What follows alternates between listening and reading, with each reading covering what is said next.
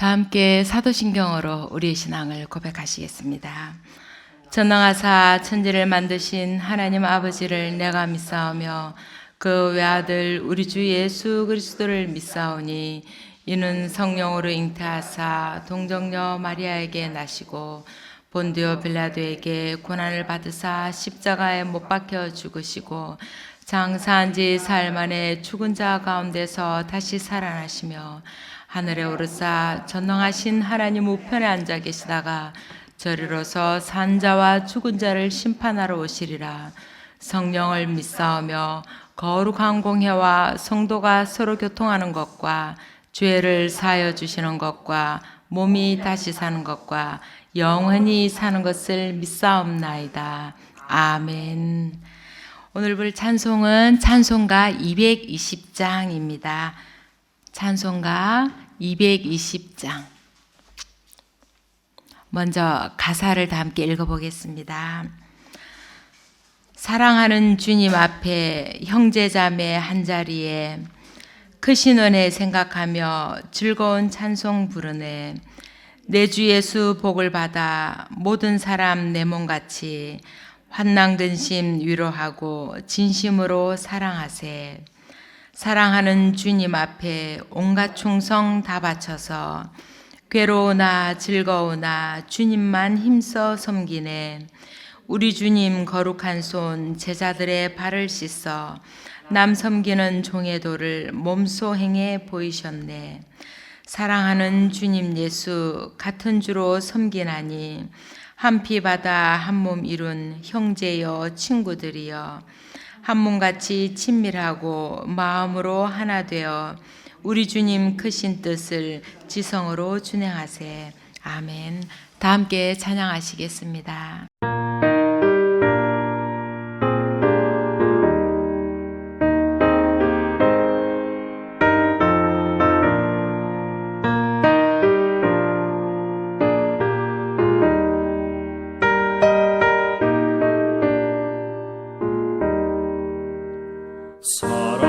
사랑하는 주님 앞에 형제자매 한자리에 크신 은혜 생각하며 즐거운 찬송 부르네. 내 주 예수 본을 받아 모든 사람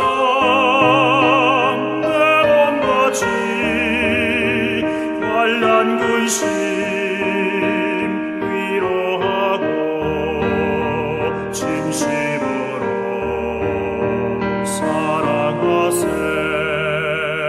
사랑하는 주님 앞에 온갖 충성 다 바쳐서 괴로우나 즐거우나 주님만 힘써서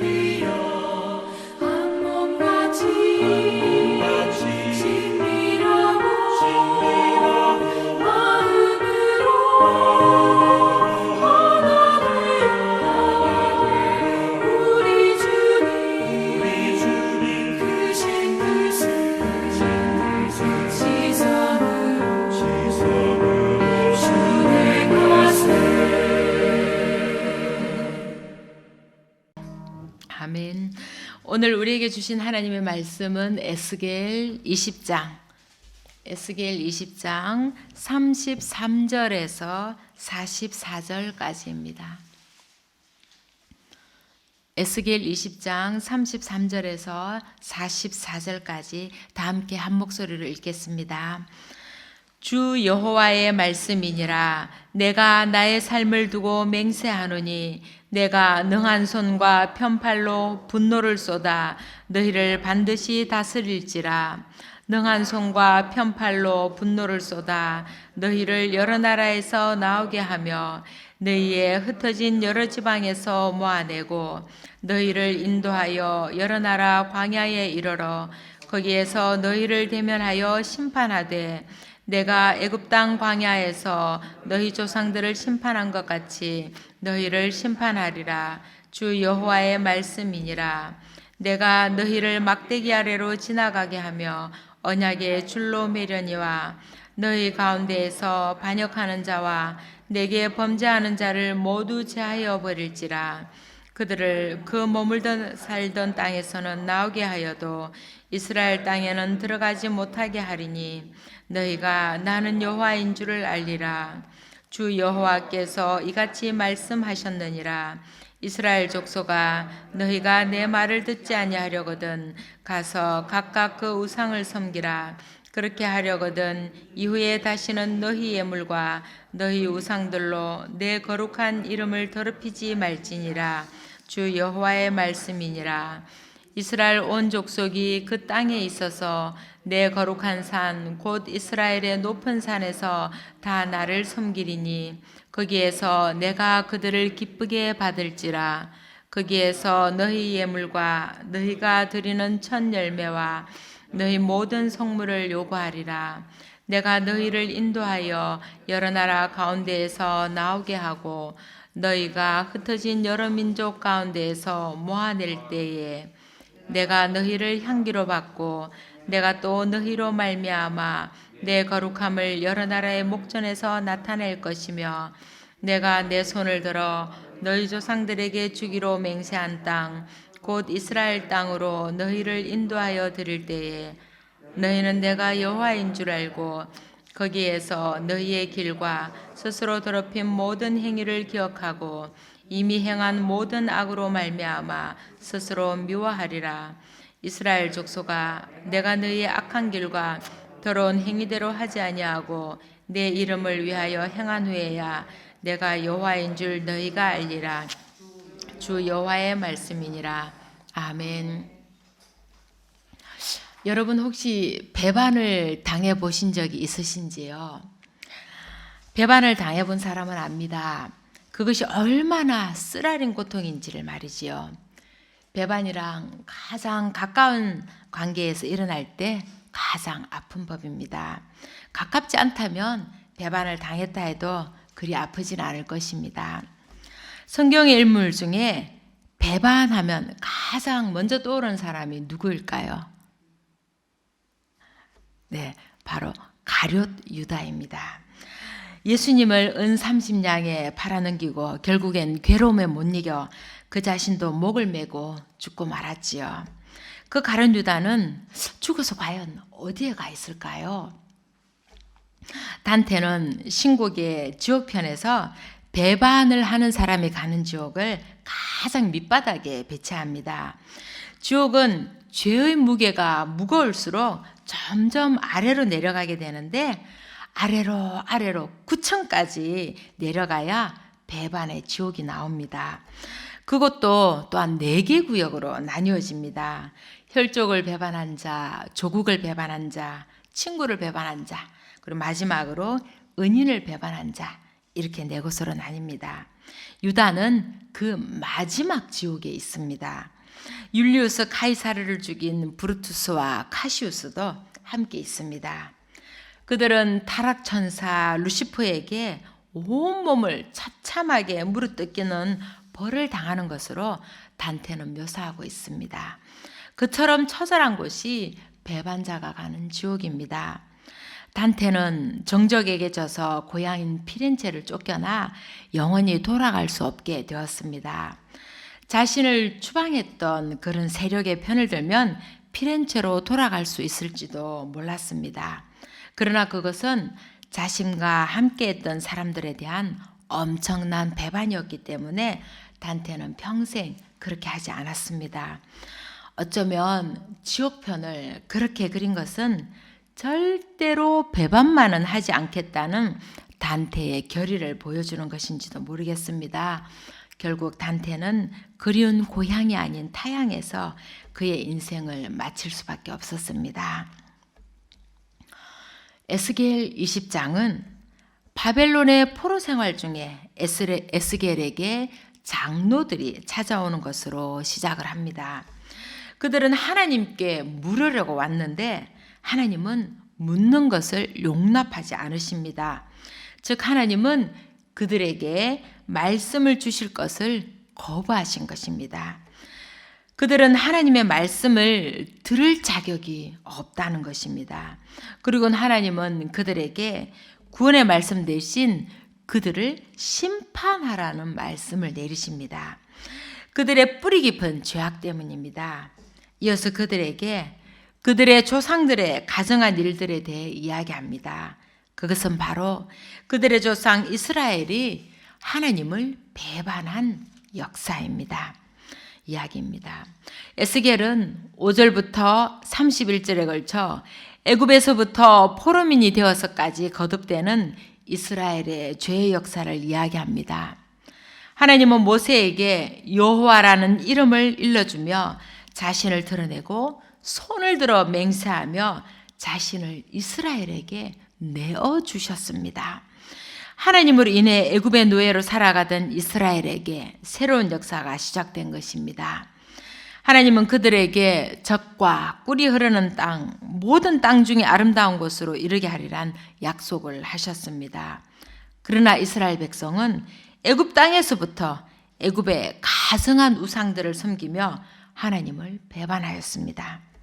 하나님은 진노하셨지만 그들이 멸망해야 마땅함에도 불구하고 징벌을 유예하시고 오히려 그들을 구원하셨습니다. 그렇게 광야로 나온 이스라엘에게 하나님은 사람이 준행하면 그로 말미암아 삶을 얻을 율례와 규례를 알게 하고 안식일을 주어 하나님과 그들 사이에 표징으로 삼으십니다. 그러나 그들은 율례를 준행하지 않고 규례를 멸시하였으며 안식일을 더럽힙니다. 더하여 우상 숭배를 하기까지 합니다. 하나님은 분노하십니다. 하지만 그들은 멸망을 당하지 않습니다. 그들은 광야를 떠돌아야 했고 약속의 땅으로 들어갈 수 없게 됩니다. 이제 그들의 자손들의 차례입니다. 광야 2세대들에게 하나님은 한 번 더 기회를 주십니다. 그러나 그들 또한 하나님을 배반합니다. 그럼에도 하나님은 당신의 진노를 쏟지 않으십니다. 결국 그들은 약속의 땅 가나안 땅에 정착합니다. 하지만 배반의 역사는 계속되고 그들은 결국 바벨론에게 멸망당하고 유배를 오게 된 것입니다. 그들은 수없이 하나님을 배반하였고 하나님의 말씀에 귀를 기울이지 않았습니다. 이스라엘의 복된 삶은 하나님 여호와를 사랑하고 그의 말씀을 청종하며 또 그를 의지하면 되는 것입니다. 그러나 하나님이 주신 말씀을 따르지 않고 딴 길로 가게 될 때 죽음과 화가 따르게 됩니다. 율례와 규례는 바로 땅과 함께 이스라엘에게 주신 하나님의 선물인 것입니다. 안식일 또한 마찬가지입니다. 안식일을 지키는 것은 하나님을 믿는 사람들의 징표인 것입니다. 매번 안식일을 지킴으로 이스라엘은 하나님이 시간의 주인이며 자신들의 삶의 주인이심을 확인하는 것입니다.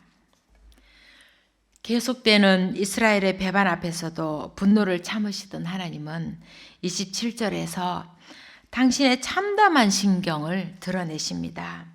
하나님을 욕되게 하는 이스라엘의 가증스러운 죄악은 바벨론의 포로로 가서도 그치지를 않았던 것입니다. 이스라엘의 조상들은 하나님의 말씀을 따르지 않고 우상 숭배를 함으로써 하나님을 모독하였습니다.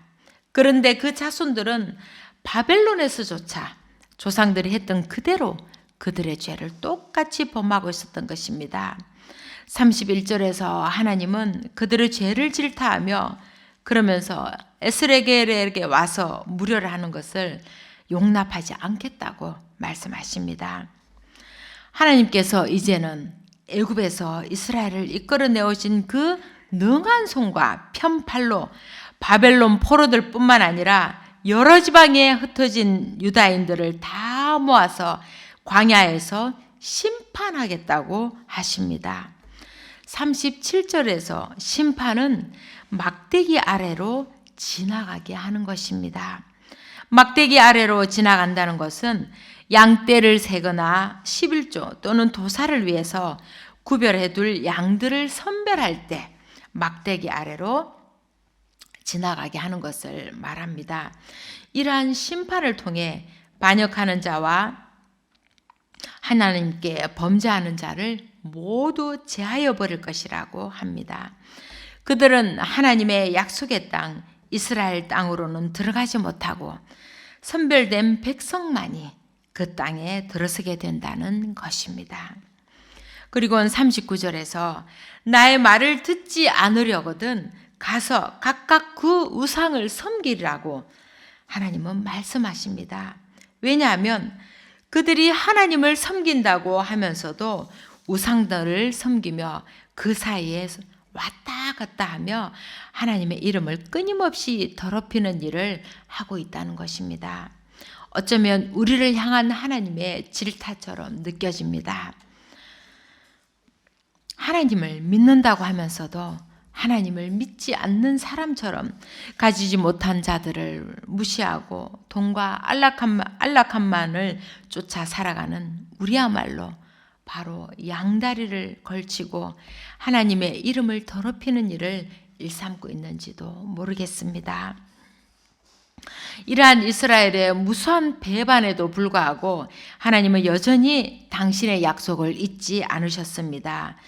그들의 악한 행위대로 갚지 않으시고 그들의 조상들에게 주기로 맹세한 그 땅으로 다시 돌아갈 것을 말씀하고 계십니다. 다 함께 44절을 한번 읽어보겠습니다. 이스라엘 족속아 내가 너희의 악한 길과 더러운 행위대로 하지 아니하고 내 이름을 위하여 행한 후에야 내가 여호와인 줄 너희가 알리라. 주 여호와의 말씀이니라. 아멘. 이스라엘의 모든 배반 앞에서 분노하시고 멸망시키고자 하시다가도 진노를 거두시고 징벌을 유예한 것은 하나님의 이름을 위함이며 그 이름을 더럽히지 아니하려는 것임을 하나님은 거듭 말씀하셨습니다. 애굽이나 광야, 가나안 땅, 바벨론에서의 모든 반역에 하나님은 자신의 이름 때문에 이스라엘에게 분노를 쏟지 않으셨던 것입니다. 이스라엘에게 이름은 깊은 의미를 지니고 있습니다. 이들에게 이름이란 단순한 호칭이 아니라 그 사람의 인격과 존재를 가리키는 것이었습니다. 하나님은 큰 아비인 아브라함을 열국의 아비인 아브라함으로 그리고 나의 공주란 뜻의 사례를 열국의 어미인 사라로 또 발꿈치를 잡다란 뜻의 야곱을 하나님과 겨루어 이겼다는 이스라엘로 바꾸심으로 그들의 인격과 존재를 바꾸셨습니다. 이렇듯 사람의 이름이 중요하듯 성경에서는 그토록 중요한 하나님의 이름을 알고자 하는 장면들이 나옵니다. 야곱이 야복강가에서 신적인 존재와 씨름을 할 때 상대의 이름을 묻지만 그분은 끝까지 자신의 이름을 말하지 않습니다. 삼손의 아버지 마노아도 그의 앞에 나타난 하나님의 사자에게 이름을 묻습니다. 그러자 하나님의 사자는 내 이름은 기묘자니라 라고 대답하십니다.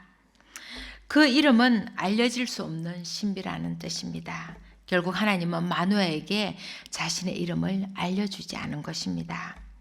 모세 또한 애굽으로 가라는 하나님의 소명을 받았을 때 하나님께 이름을 묻습니다.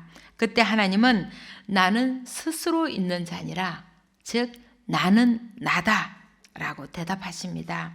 그것은 하나님은 어떤 피조물에도 의존되지 않는 자존적인 존재라는 것입니다.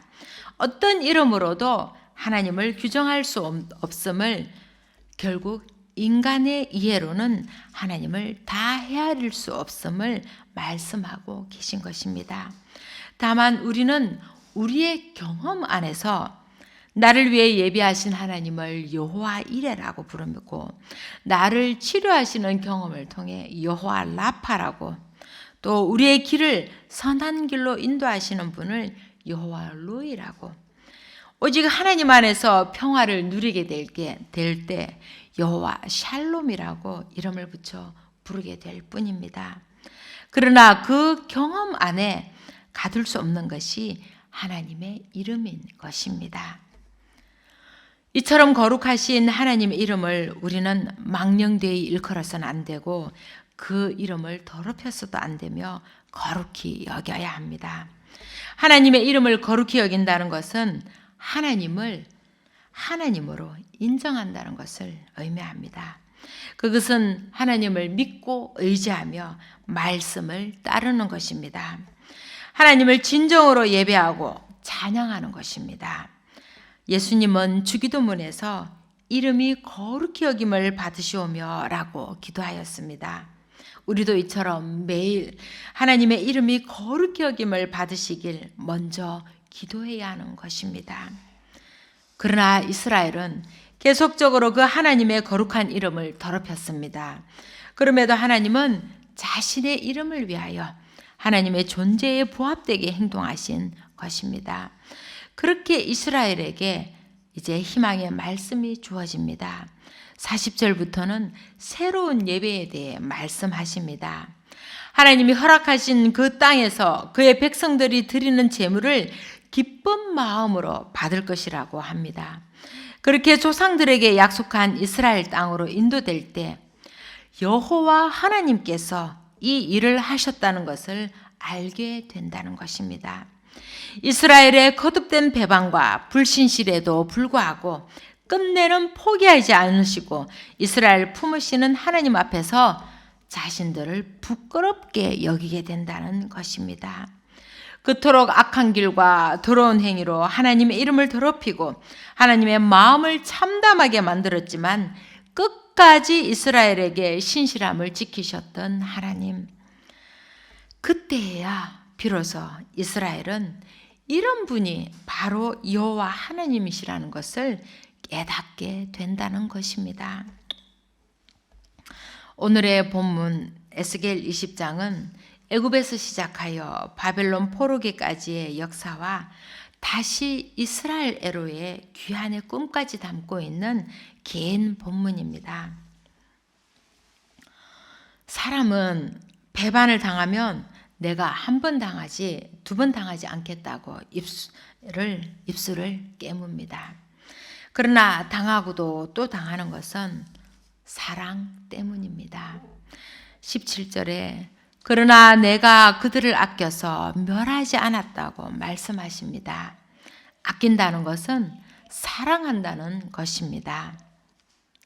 결국 하나님의 지극한 사랑이 배반을 밥 먹듯 하는 이스라엘을 거듭 용서하고 거두어주고 끝까지 그들의 하나님으로 남아있게 한 것입니다.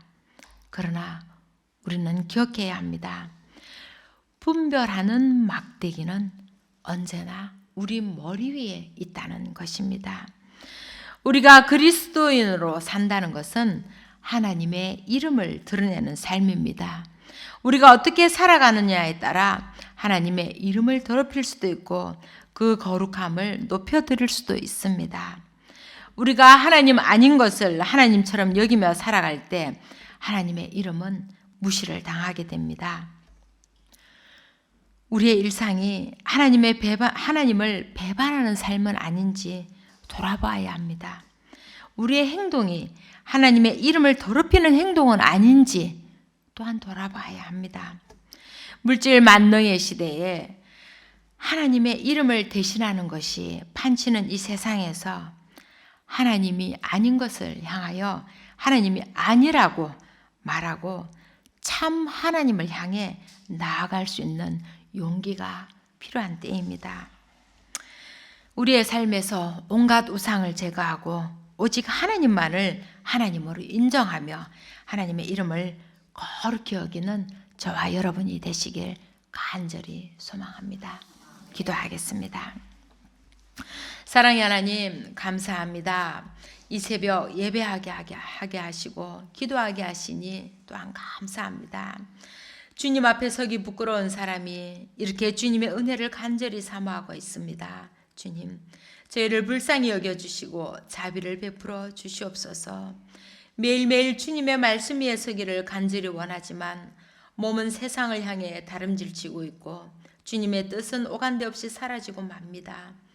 우리가 하나님께 등을 돌리고 뛰어갈 때 그 등 뒤에서 얼마나 안타까워하시며 우리를 바라보셨을까요?